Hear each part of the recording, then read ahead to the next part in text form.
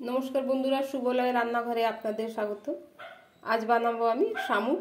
এই যে বড় সাইজের শামুক নিয়েছি। এটা পরিষ্কার করাই কিনেছি, শুধু এই একটু পেটে নোংরাগুলো ছিল ওইগুলো বাদ দিয়ে দিয়েছি। 500 গ্রাম ছিল, পরিষ্কার করে এইটুকু হয়েছে।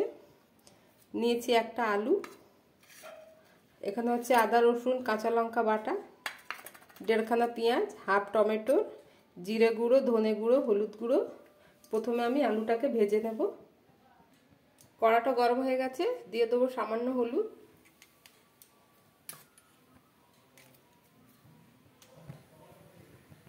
দিয়ে দেবো কেটে রাখা আলু,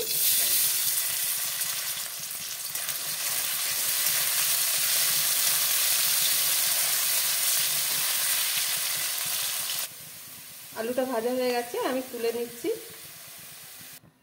ফোড়নে দেবো তেজপাতা, শুকনো লঙ্কা, দারচিনি, একটা এলাচ, 2টো লবঙ্গ, অল্প গোটা জিরে। দিয়ে দেবো কেটে রাখা পেঁয়াজ, দিয়ে দেবো পরিষ্কার করা শামুকটা, একটু ভেজে দেবো তেল পেঁয়াজের সাথে। দিয়ে দেবো ধনে গুঁড়ো,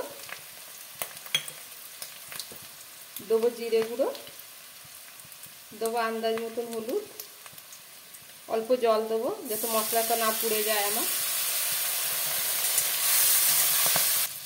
দেবো আদা বাটা, দিলাম কাঁচা লঙ্কা বাটা,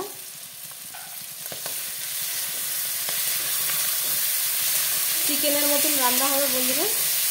একটু আমি এটা আগে প্রেসারে 2 সিটি লাগিয়ে দিয়েছি, নরম করে নিয়েছি প্রেসারে সেদ্ধ করে, তাহলে যে শামুকটা একটু শক্ত হয়।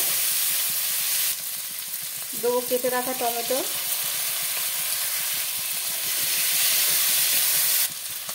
দেবো স্বাদ মতো লবণ, ভালো করে কষিয়ে নেব।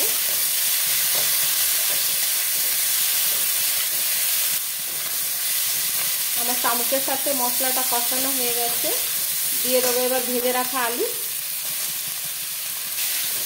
একটু নাড়িয়ে চাড়িয়ে জল দিয়ে দেবো, দিয়ে দেবো জল,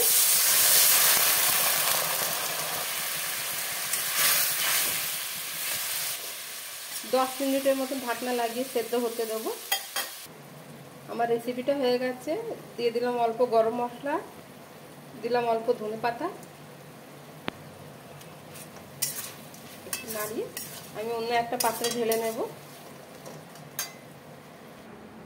আমার শামুকের রেসিপিটা রেডি হয়ে গেছে বন্ধুরা, একবার এইভাবে ট্রাই করতে পারেন, অবশ্যই ভালো লাগবে। যদি আপনাদের ভালো লেগে থাকে এই রেসিপিটা, তাহলে লাইক কমেন্ট সাবস্ক্রাইব অবশ্যই করবেন। ধন্যবাদ।